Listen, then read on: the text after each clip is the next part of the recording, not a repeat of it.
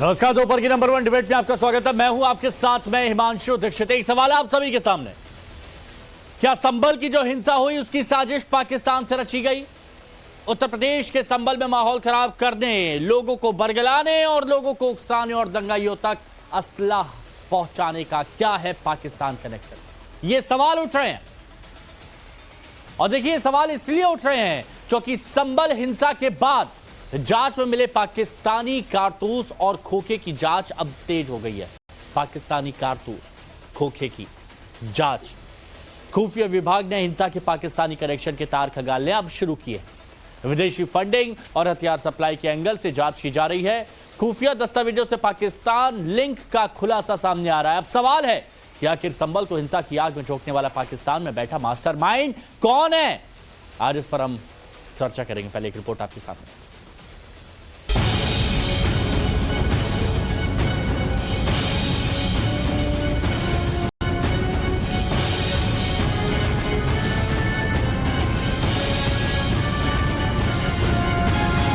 UP के संभल में 24 नवंबर को जामा मस्जिद सर्वे के दौरान हुई हिंसा पर पुलिस का एक्शन जारी है। एक तरफ हर रोज नई गिरफ्तारी हो रही है, दूसरी तरफ आए दिन हिंसा को लेकर चौंकाने वाले खुलासे सामने आ रहे हैं। अब संभल हिंसा के पाकिस्तान कनेक्शन पर बड़ा खुलासा हुआ। सूत्रों के मुताबिक हिंसा में इस्तेमाल हुए पाकिस्तानी कारतूस की जांच जारी। पाकिस्तान और आतंकी कनेक्शन के एंगल से भी जांच हो रही है। विदेशी फंडिंग और हथियार सप्लाई के एंगल से भी अब जांच की जा रही है। संभल हिंसा ने यूपी नहीं बल्कि देश की सुरक्षा एजेंसियों की भी नींद उड़ा रखी है। पहले भीड़ का पुलिस टीम पर हमला करना, फिर फॉरेंसिक जांच में पाकिस्तान के बने खोखे मिलना। जांच एजेंसियों का साफ मानना है कि पश्चिमी यूपी में माहौल खराब करने की योजना पहले से बन रखी थी। मौका जामा मस्जिद के सर्वे के बहाने मिला। अब इस मामले में यूपी एटीएस भी जांच में जुट गया है और संभल का पाकिस्तान कनेक्शन खंगालने में जुटा है। खबरों के मुताबिक खुफिया दस्तावेजों से पाकिस्तान लिंक का खुलासा हुआ है। एफएसएल की टीम को जांच में पाकिस्तान मेड कारतूस मिले थे। आतंकी संगठन ज्वाइन कर चुके संभल के युवकों की फाइल खोली गई। संभल पुलिस को शक है कि हिंसा के लिए पाकिस्तान से फंडिंग की गई। साथ ही संदेह ये जताया जा रहा है कि हिंसा की प्लानिंग में पाक में बैठे आतंकी शामिल हो सकते हैं। खुफिया विभाग और एटीएस मामले की जांच में जुटा हुआ है। संभल का आतंकी कनेक्शन से पुराना रिश्ता है। लश्कर से लेकर आईसिस में संभल के लोग शामिल भी हुए थे। अब सवाल है, क्या पाकिस्तान की साजिश से संभल में हिंसा कराई गई? क्या हिंसा के जरिए यूपी को सुलगाने की सोची समझी साजिश थी? सबसे बड़ा सवाल कि संभल हिंसा का असली मास्टरमाइंड कौन है? Bureau report, times now of Bharat. तो अब पाकिस्तानी कनेक्शन भी सामने आ रहा है। कुछ मेहमान हमारे साथ जुड़े, उनसे हम आपको मिलवाते हैं, फिर चर्चा करेंगे। एसएन सिंह जी हमारे साथ में इस चर्चा में।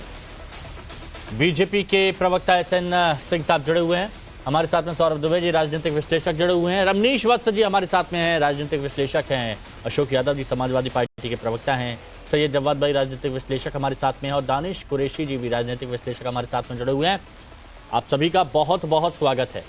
एसएन सिंह साहब, पाकिस्तान के एंगल सामने आ रहा है और खोखा मिला है, उसमें पाकिस्तान ऑर्डिनेंस फैक्ट्री बाकायदा उसमें लिखा हुआ है। ये सारी चीज जानकारी अब मिल रही है। विदेश फंडिंग का भी मामला सामने आ रहा है। आपके पास भी कुछ ना कुछ अपडेट तो जरूरी होगा। आखिर ये पाकिस्तान वाला कनेक्शन इस पूरे मामले में? देखिए हिमांशु जी, संभल का पाकिस्तान और विदेशी कनेक्शन आज से थोड़े ना है। वो 98 में, 2005 में, 2019 में, बहुत सारे समय पे संभल की जो विचारधारा है वो पाकिस्तान से मेल जोल खाती है।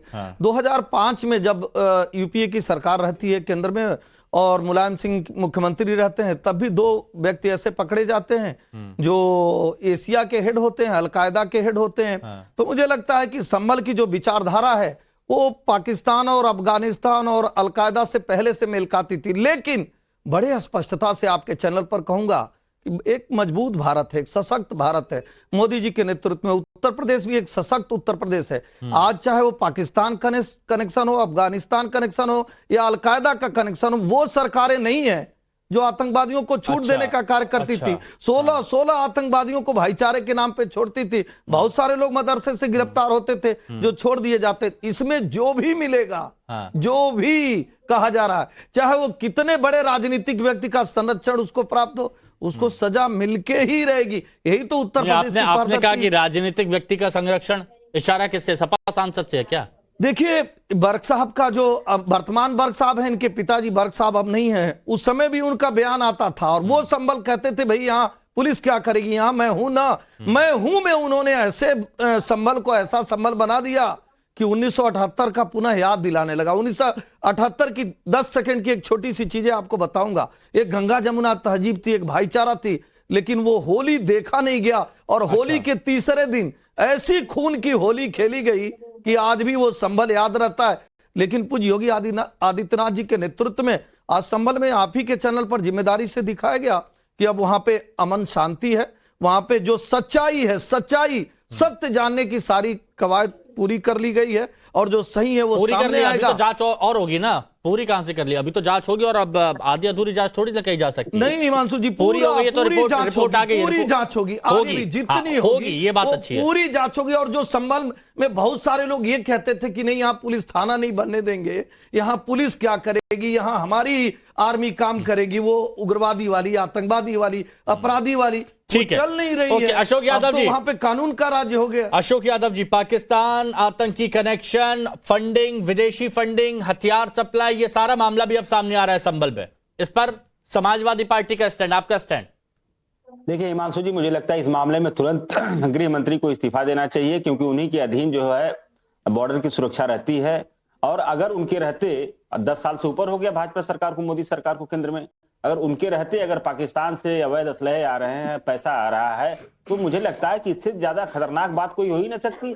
तो मोदी सरकार का खुलेआम नकारापन है। आप अगर कोई भी स्रोत अगर आपको मिलता है जहां से पाकिस्तान का कनेक्शन है, चाहे वो आपने, इसके पहले भी मैंने कहा था कि भारतीय जनता पार्टी में ऐसे कौन लोग बैठे हैं जो जिनका कनेक्शन पाकिस्तान से मिलता है हिमांशु जी। वो नाम अगर आप देखा जाए तो प्रदीप कुरुलकर को आप देख लीजिए, डीआरडीओ में जो वैज्ञानिक था, आरएसएस से जुड़ा हुआ था ना। ध्रुव सक्सेना भी भाजपा का ही सदस्य था, तो इन लोगों का पाकिस्तान आईएसआई से कनेक्शन था।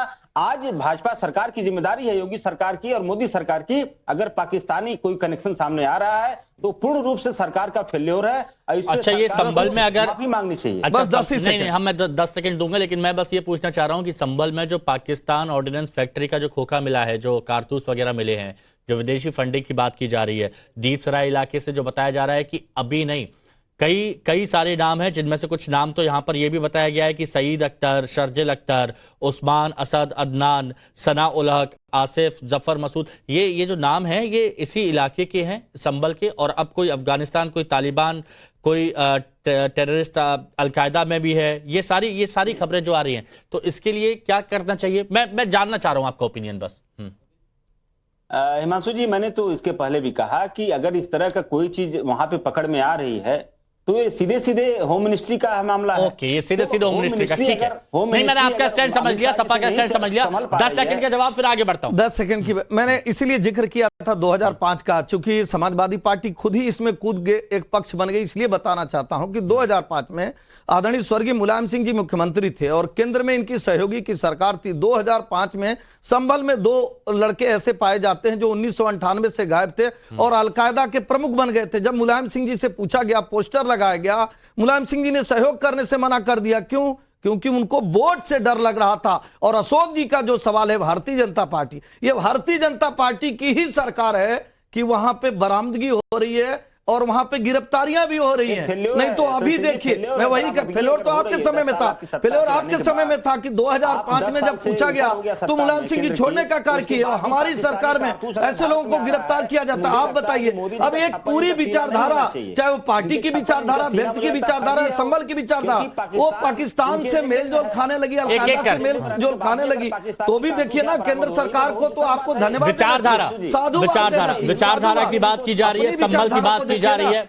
अपनी विचारधारा को देखिए। 17 बड़े आतंकवादियों को छोड़ दिया जाता है, जिनको 20-20 साल की सजा सुनाई गई रहती है। क्यों छोड़ दिया जाता है? तुष्टिकरण अच्छा। और तुष्टिकरण के नाते। ये तो भारतीय जनता पार्टी की सरकार है जहां बरामदगी, जहां वहां पुलिस थाने खुल रहे हैं। अशोक यादव जी शायद पुरानी वाली वो बातें भूल गए होंगे, लेकिन ठीक है, मैं सबसे बात करूंगा। पहले एक रिएक्शन सबका ले लेता हूं। सैयद जवाद भाई, ये जो मामला सामने आया है अब क्योंकि ये कारतूस मिले हैं और वो हम दर्शकों को दिखा भी रहे हैं, उस पर बकायदा मेंशन है, बकायदा दिया गया है उसमें नाम। तो इसको आप किस नजरिए से देखते हैं और इसको कैसे, इससे सैयद जवाद भाई के साथ लगता है कहीं कोई दिक्कत होगी? दोबारा से फिर जोड़ेंगे। दानिश जी, यही सवाल मेरा आपसे है, आप भी राजनीतिक विश्लेषक है, मैं आपका इसमें पॉइंट ऑफ व्यू जानना चाहता हूं कि इस मामले पर विशेष तौर पर क्या ध्यान देने की जरूरत है, क्योंकि बेहद गंभीर है। ये मामला?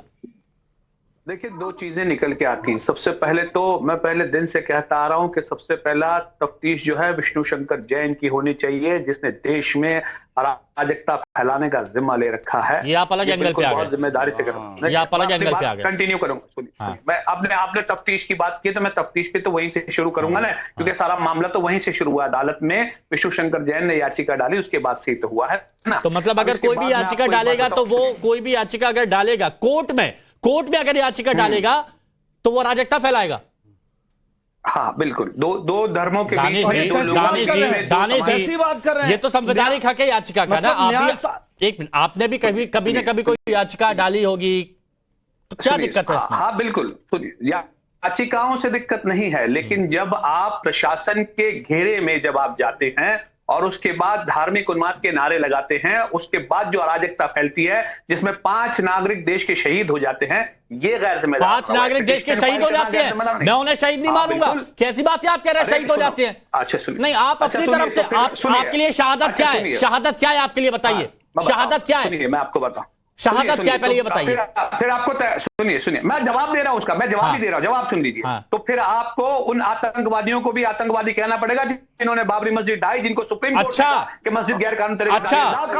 आप आतंकवाद को कहां से जोड़ रहे हैं? आप बोलिए, आप आतंकवाद को कहां से जोड़ रहे हैं? आप इनको जो पत्थर चला रहे हैं, कट्टे चला रहे हैं, शहीद बोल रहे हैं उनको आप? अब आप ये बताइए, अरे आपको बताया क्या उन्होंने कि मैं नहीं तो आपको पता है, किसने बताया आपको पता है वो शहीद है? नहीं, आपने फैसला सुना दिया। आप कोर्ट है, आप कोर्ट है, नहीं तो आप कोर्ट है। मैंने बताया ना आपको, मैंने बाबरी मस्जिद का हिमांशु बताया जी, कि मस्जिद बाबा गैर साहब ने कानूनी तरीके से सुप्रीम कोर्ट ने कहा, तो वो आतंकवादी है या नहीं, ये बताइए। है। अब बोलिए आप। नहीं, मैं वही कह रहा हूं, आप कोर्ट है, आप फैसला सुना देंगे कि वहां पर अगर दंगाइयों को गोली लगी तो वो शहीद है वो फैसला अपनी बाकी तरफ है, से, सुनिए, संभल- अपना सुनिए, राग। सुनिए, संभल का फैसला बाकी है और बाबरी मस्जिद का फैसला आ गया। अब वो क्या है आप बताइए मुझे। नहीं, मैं देखिए मुद्दा कितना बखूबी आपने चेंज किया, मुद्दा बखूबी कितना चेंज किया। संभल का पाकिस्तान कनेक्शन, संभल का पाकिस्तान कनेक्शन आया, उस पर बात नहीं होगी, उस पर बात नहीं होगी, डाइवर्ट करेंगे। अरे इससे भी आगे जवाब सुनिए। अब देखिए, इसके बाद मैं आपको एक बात बताऊं, इसके बाद आपको याद हो तो उत्तर प्रदेश में विधानसभा के जब चुनाव थे तब भी आपको याद हो तो कुकर बॉम्ब मिले थे। वो क्या अच्छा। हुआ? कुकर बॉम्ब का कुछ हुआ? मुद्दे की बात में देखिए, फिर मुद्दे की बात नहीं करेंगे, मुद्दे पे नहीं आएंगे, मैं नहीं बात करूंगा। सुनिए, मुद्दे पे नहीं आएंगे, मैंने संभल की बात करी, संभल की बात करी, 10 सेकंड संभल की बात करी मैंने। अब इससे आगे सुनिए, अगर आप अपनी ढपली अपना राग अलापेंगे तो उससे कोई मतलब नहीं है। मैंने संभल की बात करी और इसीलिए सैयद जव्वाद से मेरा सवाल था। सैयद जव्वाद भाई, पाकिस्तान की ऑर्डिनेंस फैक्ट्री की एक गोली कारतूस वहां पर मिलता है, एक नहीं दो खोखे वहां पर मिलते हैं, वो सारी जानकारी यहां पर दी भी जा रही है। इसके साथ ही और भी कई नाम हैं जो ये दीपसराय जो इलाका है संभल का, यहां से निकले हैं और बड़े बड़े आतंकी संगठन जो हैं वहां पर कमांडर तक पहुंचे हैं। और यहीं का शारिक सथा जो फंडिंग का मामला है, जो दाऊद का बहुत खास कहा जाता है, जो खुफिया सूत्रों से जो खबर मिली है वो भी यहीं का था। अब इस एंगल से मैं जानना चाहता हूं कि आपका पॉइंट ऑफ व्यू क्या है, इस मामले पर सरकार को क्या करना चाहिए? जी बहुत बहुत शुक्रिया हिमांशु भाई आपका वक्त देने के लिए। आपको और आपके सभी दर्शकों को मेरा जय हिंद, जय संविधान। आपको देखिए, आपने बहुत अच्छी आज बात करी। फंडिंग की, विदेशी फंडिंग की भी बात आ गई, आतंकवाद की भी बात आ गई, पाकिस्तान की भी बात आ गई, और मैं तो इंतजार ही कर रहा था कि ये कब एंगल जो है आएगा। चलिए बहरहाल आ गया। लेकिन हिमांशु भाई, आपको याद होगा 2016 के अंदर नोटबंदी करके आतंकवाद की तो कमर टूट गई थी, खत्म हो गया था आतंकवाद। विदेशी फंडिंग भी रुक गई थी क्योंकि छिपी पे तो मिली थी। 2000 के नोट जो चल रहे थे वो भी बंद करवा दिया। ये हैरत की बात है कि अब ये कहां से जो है विदेशी फंडिंग आ जाती है, क्योंकि आपको पता होगा पूरी कैंपेन यही थी कि अच्छा। आतंकवाद पे चोट हो गई। अच्छा दूसरी सुनिए, अब पाकिस्तान की तो सुनिए। तो अब पाकिस्तान के अंदर क्या था कि कुछ लोग बगैर क्लियरेंस लिए पाकिस्तान उतर गए, नवाज शरीफ के यहाँ। और जब सुनिए, हमारे देश के सैयद अंदर- जफर भाई, मेरे को उम्मीद ये थी कि आप मुद्दे पर बात करेंगे। मुझे उम्मीद थी हिमांशु जी इस तरह से तो अरे- 1947 में ही अरे लीजिए, भारत मुझे- विरोधी गजब- पाकिस्तान अरे चले फिर गए उछलने लगे। थे 1947 में भारत विरोधी ये भारतीय पाकिस्तान जनता चले गए पार्टी थे नहीं, लेकिन वो सिंह साहब, विचारधारा एक मिनट, बाजी सिंह साहब, रही ना। एक मिनट, जो अरे, एक मिनट, 10 सेकंड भी बात एक- 30 नहीं, सेकंड तो चाहिए। सुनिए अभी सुनिए, देखिए, सैयद जवाद भाई, अभी सैयद देखिए, जवाद भाई सुनिए ना, अभी प्लीज देखिए। प्लीज अब सुनिए, जवाब प्लीज तो सुनिए, देने प्लीज दीजिए। सुनिए, प्लीज सुनिए, सैयद जवाद भाई प्लीज सुनिए। मुझे ये उम्मीद थी कि आप बिल्कुल मुद्दे पर रहेंगे जैसा आप आमतौर पर हमेशा मैं रहते आ रहा हैं। हूं। ये आप समझिए, मैं आ रहा ये आप था। समझिए, आप समझिए मैं कि आ रहा कितना था भाई। कितना अहम मुद्दा है कि यहां इस इलाके से ऑलरेडी इतने लोग निकलकर अलग अलग आतंकी संगठन में इतनी बड़ी भूमिका तक कैसे पहुंचे। इस जगह पर ऐसा क्या है? मैं बता, अभी आने तो दीजिए। हाँ। तो पहले सरकार से सवाल तो करने दीजिए। वो करेंगे ना, आप अगर पूछेंगे, हाँ, लेकिन आप अपनी बात तो रखिए मुद्दे पर, क्योंकि वक्त ऐसा नहीं है कि मैं 10 दिन तक चर्चा करूं। हाँ भाई मैं तो मुद्दे पर आ रहा, 30 सेकंड सौरभ जी, नहीं एक हुए मिनट। कि मुझे इंटरप्ट कर दिया गया। हाँ बोलिए। दूसरी सबसे बड़ी बात यह है संभल के अंदर हिंसा हुई और आतंकवादी कनेक्शन सामने आ रहे हैं। लेकिन आतंकवादी जांच अगर हो रही है। कनेक्शन सामने आ रहे हैं, डबल इंजन की सरकार है, 56 इंची जो है सीने वाले हमारे सेंटर में बैठे हुए हैं और बुलडोजर बाबा, बुलडोजर बाबा अब नहीं कह सकते, हमारे मुख्यमंत्री जो हैं वो बड़े तेजस्वी ओजस्वी मुख्यमंत्री हैं। उसके बावजूद ये हरकतें हो रही हैं। फौरन चीफ मिनिस्टरशिप से इस्तीफा देना चाहिए। और अरे हिमांशु जी सीधे सीधे कहिए ना कि इनका वाला अगर मुसलमान होगा वो आतंकवादी भी होगा तो उसके साथ खड़े हो जाएंगे। आप जिम्मेदारी से कह दीजिए ना, आज देश के लोग जान जाए, यही तो सच्चाई है कि अगर हमारा वाला मुसलमान है, चाहे वो हत्यारा हो, आतंकवादी हो, उग्रवादी हो, अपराधी हो, उसके साथ खड़े हो जाएंगे। आप क्यों नहीं कहते कि 1947 में बंटवारे के बाद तय हो गया था कि भारत में रहने वाले भारत को मानेंगे, सिंह साहब रुकिए, लेकिन आप अच्छा एक मिनट सामने आइए, पॉइंट की बात यहाँ पर भी नहीं की, पॉइंट की बात यहाँ पर भी, ठीक है ये मुसलमान है। एक मिनट सिंह साहब, एक मिनट सौरभ दुबे जी, एक तरफ कहा जा रहा है, मैं आ रहा हूं, सबके पास तुरंत आ रहा हूं। सौरभ दुबे जी, एक तरफ वहां पर पत्थर फेंकने वालों को शहीद का दर्जा दिया जा रहा है, तो दूसरी तरफ ये ठीक है, आप केंद्र की सरकार पर, राज्य की सरकार पर आप सवाल उठाएं, सवाल पूछे, ये अच्छी बात है, पूछना चाहिए सवाल, लेकिन ये संभल में ये इतना मुद्दा क्यों सामने आ रहा है, इतने नाम यहां से ही क्यों निकल के वहां तक पहुंचे, बताइए इस पर आपका विश्लेषण। देखिए संभल में हिमांशु जी जिस प्रकार से खुलासे हो रहे हैं और संभल में जो है विदेशी कारतूस मिल रहे हैं और हमारे पौराणिक कुएं वहां पर मिल रहे हैं, उससे मुझे लगता है कि जो संभल में कट्टरपंथी ताकतें हैं उसको संभल की व्यवस्था को किस प्रकार से पहले हाईजैक करके रखा गया था कट्टरपंथी ताकतों ने। और मुझे लगता है कि कुछ लोग हैं जो सांप्रदायिक फसाद में भी सियासी मफाद ढूंढते रहते हैं और ऐसे सांप्रदायिक फसाद में सियासी मफाद ढूंढ रहे साजिश सिंडिकेट के सांप्रदायिक संक्रमण से हम लोगों को सावधान रहना पड़ेगा। ये देखिए ये सब एक संक्रमण की तरह है, क्योंकि इनकी क्रिमिनल कम्युनल क्रूर करतूत से जो है वो पूरा उत्तर प्रदेश जो है वो जान रहा है कि किस प्रकार से वहां पर जो है विदेशी पाकिस्तानी कारतूस मिल रहे हैं, पौराणिक हमारे कुएं मिल रहे हैं, बावली मिल रही है। बताइए 12-12, 13-13 ऐसी जो हमारी धरोहर वो तो ठीक है, लेकिन रमनीश जी एक बात बताइए मेरे को कि अगर ये सवाल सैयद जवाद भाई का कहां से गलत है कि अगर इतना सब कुछ मिल रहा है, यहाँ की गतिविधियां ऐसी रही हैं, तो इतना वक्त तो हो गया सरकार में, तो ये तो सरकार को भी थोड़ा सा इस पर ध्यान देना चाहिए था ना पहले ही।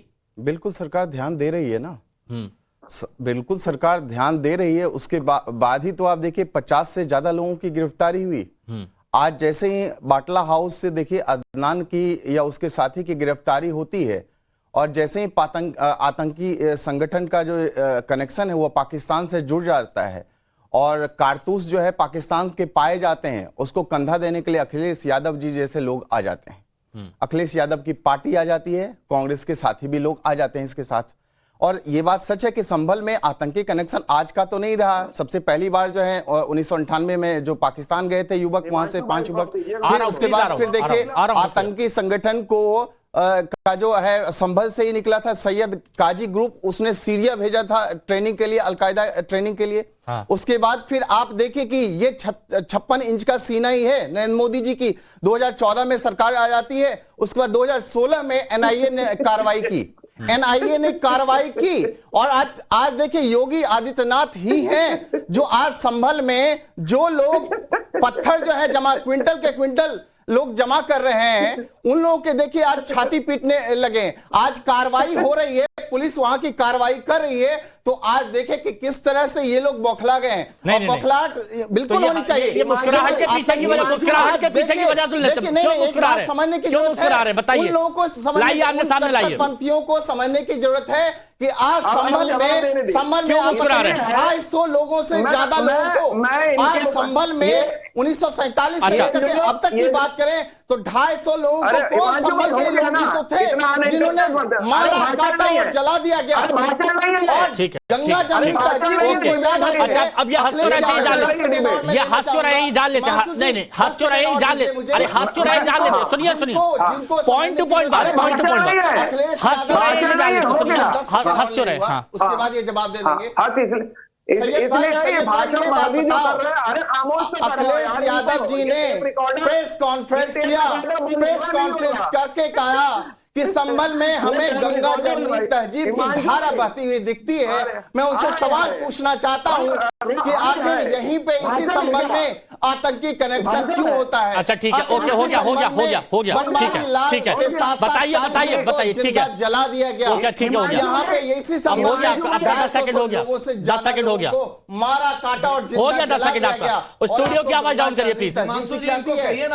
एक मिनट, बताइए, बताइए, मुस्कुराहट क्यों? एक मिनट, दानिश जी से भी मैं पूछूंगा, सैयद जवाद भाई, और उसके बाद दानिश जी तुरंत। मुस्कुराने की वजह क्या थी आपके? 56 इंच वाली ताकत संभल में आपके मुस्कुराने की वजह बताइए, पूछिए, पूछिए, बताइए, बोलिए, बोलिए, बोलिए। स्टूडियो की आवाज डाउन करिए प्लीज, बोलिए। जिस संभल में एक मिनट, सिंह साहब मैं आऊंगा, सिंह साहब आ रहा हूँ, आ रहा हूँ, सिंह साहब आ रहा हूँ, रुकिए, रुकिए, रुकिए, हाँ रुकिए, सैयद जवाद जी, सैयद जवाद यहाँ डाउन करिए, सैयद जवाद का फेडर ऊपर कर दिया। हाँ देखिए हिमांशु भाई, इन दोनों के ओवर एक्टिंग के 50-50 रुपए काट लीजिएगा, ठीक है? दूसरी मैं इसलिए हंस रहा था कि तमाम तरीके की जो है कहानी अभी बताई गई। हम देश के सच्चे सिपाही हैं, तुम लोगों जैसे नहीं है। मेरा मुद्दा बर्बाद मत कीजिए, मैं फिर बोल रहा हूँ, प्लीज, हमारे देश का, हमारी हुकूमत का मुद्दा बर्बाद मत कीजिए। एक मिनट डाउन, आदित्यनाथ यदि सैयद जवाद सीधा सीधा मुद्दा उठाइए, सीधा मुद्दा उठाइए, बस यहाँ म्यूट करके सीधा मुद्दा उठाइए वहां का, बोलिए। सबसे बड़ा सरकार का फेलियर ये है कि हमारे देश के अंदर घटनाएं हो रही है, निरंतर हो रही है, घुसपैठ भी हो रही है। आप देख लीजिए, कहीं पर भी उठा करके देख लीजिए। एक और सवाल ले लेता हूं, पूरे देश के अंदर हो रही है, कार्रवाई हुई, तमाम तरीके की चीजें आ रही हैं, और उसके बावजूद जो सरकार को एक कार्रवाई करना चाहिए था निष्पक्ष होकर के, चाहे जांच एजेंसियों के द्वारा हो गई, और हमने इससे पहले भी देखा हिमांशु भाई कि जब हमारे देश में पठानकोट होता है तो आईएसआई को बुला लिया जाता है। अच्छा, और यहां आकर के जो राग अपनाया जा रहा है कि ऐसा हो गया, वैसा हो गया, जो नजीर बनाने की कोशिश हो गई है, पूरा एक तमाशा बना रखा है। अच्छा, 10 साल से देश के अंदर ड्रामा और जो नौटंकी चल रही है। अच्छा, एक मिनट, मैं तो बस सुनिए, मुझे बहुत स्पष्ट सा एक सवाल पूछना है प्लीज, एक स्पष्ट। और दानिश जी से मेरा सवाल है, दानिश कुरैशी जी को प्लीज सामने ले आइए। दानिश जी, एक बात बताइए, अभी तो चलिए ठीक है, आपने यहाँ के लोगों को शहीद का दर्जा दे दिया, लेकिन मैं बस ये पूछना चाहता हूं, अभी जैसे सैयद जवाद भाई कह रहे हैं कि इसमें केंद्र सरकार, राज्य सरकार अभी तक क्या सोई थी, उनको पहले कदम उठाना चाहिए था। अगर अभी हमारी एजेंसियां यहां पर जांच करती हैं, अगर किसी का कनेक्शन सामने आता है और उस पर कोई एक्शन होता है, तब आप कहेंगे वहां पर कि ये जानबूझकर निशाना साधा जा रहा है, या फिर कहेंगे कि नहीं बिल्कुल ठीक किया? देखिए मैं जवाब दूं। सबसे पहला सवाल जो है संभल के रिगार्डिंग, मेरा एक सवाल ये है कि जो भी 5 लोग इसमें मारे गए, उनके एफएसएल में कोई भी बाहर भारत के बाहर का कोई भी कारतूस इस्तेमाल हुआ हो, ऐसा मेरी जानकारी में नहीं आया है अब तक। अगर है तो शायद हो सकता है, देख लेंगे। लेकिन दूसरे नंबर पे मैं आपको एक बात बताऊं कि जो घटना घटी, उस घटना के ऊपर ही आप आ जाइए। संभल की जो घटना घटी, संभल की जो घटना है उसके 3 सेंटर हैं। एक भाई पिटिशन हुई, पिटिशन के बाद संभल के अंदर में सर्वे हुआ, सर्वे के बाद फिर से एक सर्वे हुआ, दूसरा जो सर्वे था उसमें वहां पर मामला बिगड़ा और दंगा हुआ। अब ये दंगा हुआ तो दंगा होने के बाद की जो स्थिति है उसमें 2 परिस्थिति थी, कानून और व्यवस्था बनाने का जिम्मा तो राज्य सरकार का है। सुनिए, कौन था? वही कह रहा हाँ, हूं। बोलिए। अब सवाल आके यहाँ ये खड़ा था कि कानून और व्यवस्था बनाना राज्य सरकार का काम था, जो नाकाम हुआ। उसके बाद हाँ। एसडीएम साहब के आदेश का वायलेशन हुआ, और उसके बाद ऐसा बल का प्रयोग नहीं करना है जिससे जानहानि हो। तो मैं ये कह रहा हूं कि ये भी तो तफ्तीश का एक पार्ट होगा या नहीं होगा, क्योंकि उस पर भी तफ्तीश। अब मेरे को दानिश जी आपका एंगल मेरे को समझ में नहीं आता। मुझे वाकई आपकी मानसिकता समझ में नहीं आती। आपने कहा कि पहले कानून का फेलियर, एक मिनट, आपने कहा कानून का फेलियर, लेकिन एक्शन हुआ तो ऐसा एक्शन नहीं लेना चाहिए था। मेरा भी तो सवाल यही है, अगर यहां पर कोई करेक्शन सामने आता है तो विक्टिम कार्ड तो नहीं खेला जाएगा?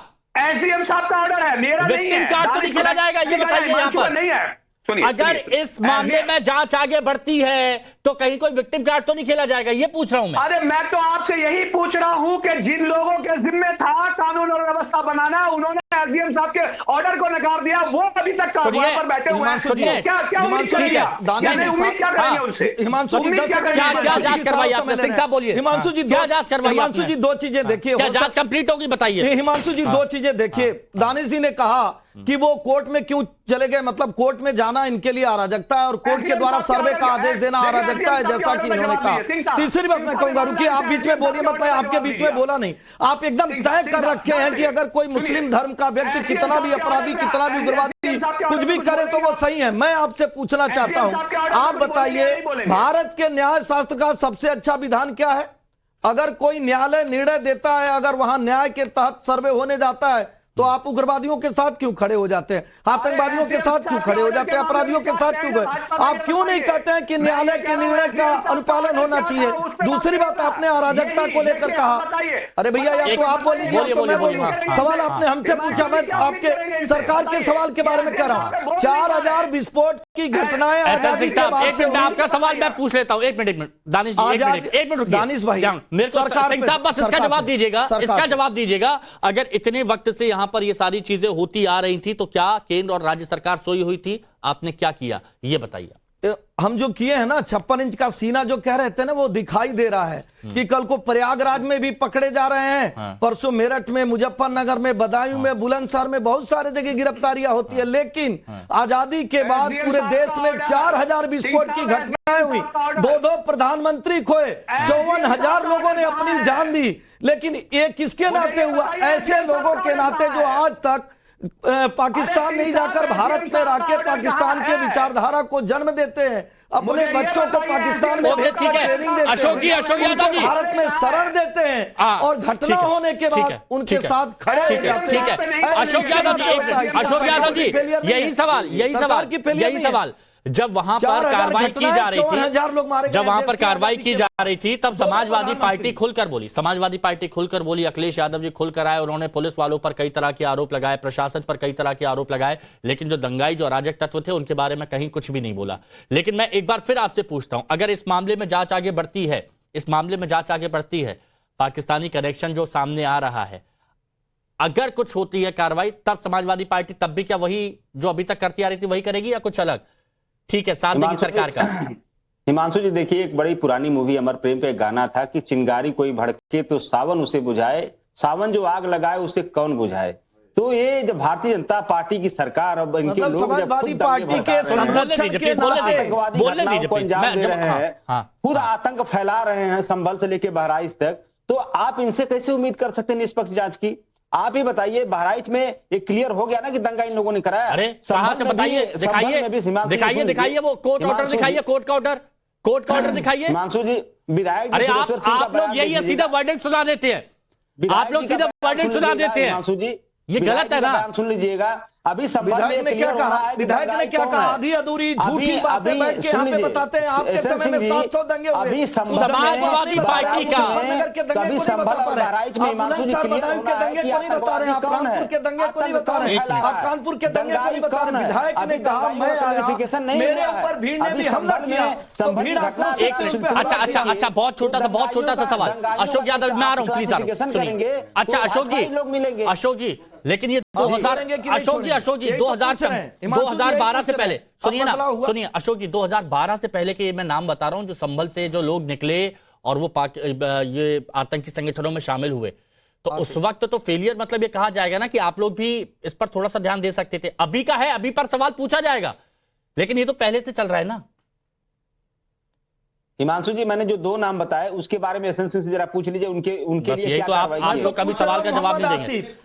सौरभ दुबे जी, नहीं सौरभ दुबे जी, सौरभ दुबे जी के पास कब आप आया? सौरभ दुबे जी बताइए, तीनों के सबके स्टैंड आपने देखे, बताइए। देखिए, बुरहान वानी, अफजल गुरु और जो है अफजल गुरु और कसाब, इनके जो अनुयायी हैं उनके मंसूबों पर निश्चित रूप से उत्तर प्रदेश की सरकार, योगी आदित्यनाथ की सरकार जो है वो उनको कुचलने का काम कर रही है, क्योंकि इनके जो मंसूबे हैं वो जिस प्रकार से हिंदुस्तान की जो हमारी विरासत है उसको नुकसान पहुंचाना कट्टरपंथी ताकतों के साथ, और एक बार भी इन तीनों ने पैनल पे कट्टरपंथी ताकतों का विरोध नहीं किया, एक बार भी उस घटना का विरोध नहीं किया जहां पर जो है पुलिस वालों के ऊपर जो है, नहीं आप लोग विरोध नहीं कर सकते। समस्या आप लोग के साथ ये है कि अपना आकलन करने में आप लोग चूक जाते हैं, और आपके चूकने की वजह से जो ऐसे लोग हैं वहां पर जो कट्टरपंथी ताकतों को लोग बढ़ावा देते हैं, वैसे लोग हावी हो जाते हैं। आज संभल जहां पर 1978 का एक इतिहास था, 40% से ज्यादा हिंदू थे, 92-93 का एक इतिहास था, उसको जो है जो दफन किया गया, आज वापस योगी आदित्यनाथ की सरकार ने सौरभ जी को सुनने दीजिए, सौरभ जी को सुनने दीजिए, सिर्फ सौरभ जी को सुनाइए। हाँ, सौरभ जी को सुनाइए। हत्यारा कौन था? नाम नहीं सौरभ जी को सुनाते हैं। वोट कट जाएगा क्या? सौरभ जी सही बोलिए। गलत को गलत कहने में क्या गलत है, ये सवाल है ना आपका? बिल्कुल, मैं कह रहा हूं कि अगर आप लोग कट्टरपंथी ताकतों के साथ खड़े होंगे तो किस प्रकार से 10 सेकंड में फाइनल कमेंट प्लीज, 10 सेकंड में रमनी जी, 10 सेकंड अगर आप भाईचारा का माहौल चाहते हैं तो कट्टरपंथी 10 सेकंड। आज उत्तर प्रदेश का मॉडल लॉ, इनको समझना 10 सेकंड बोलिए। उत्तर प्रदेश का लॉ एंड ऑर्डर के मामले में मुझे लगता है कि नंबर 1 मुझे मॉडल स्थापित हो चुका है, लेकिन समाजवादी पार्टी को ये बिल्कुल रास आने वाली नहीं है। इसका मैं उदाहरण देना चाहता हूं कि 2014 में आउटलुक मैगजीन ने कवर पेज पे अखिलेश यादव जी को छापा था कि वह सीएम, उत्तर प्रदेश का जो सीएम है वह सीएम के रूप में उनको स्थापित किया था। हाँ। और खुद मुलायम सिंह यादव जी ने कहा था कि यदि इस तरह की चीजें, यदि ये नहीं इसमें सुधार आता है तो मैं कभी भी प्राइम मिनिस्टर नहीं बन पाऊंगा। बहुत सही है वो ये है कि गलत को अगर गलत कहा जाएगा तो ये सही होता है, और वहां पर खुलकर बोलना चाहिए। बहुत बहुत शुक्रिया आप सभी।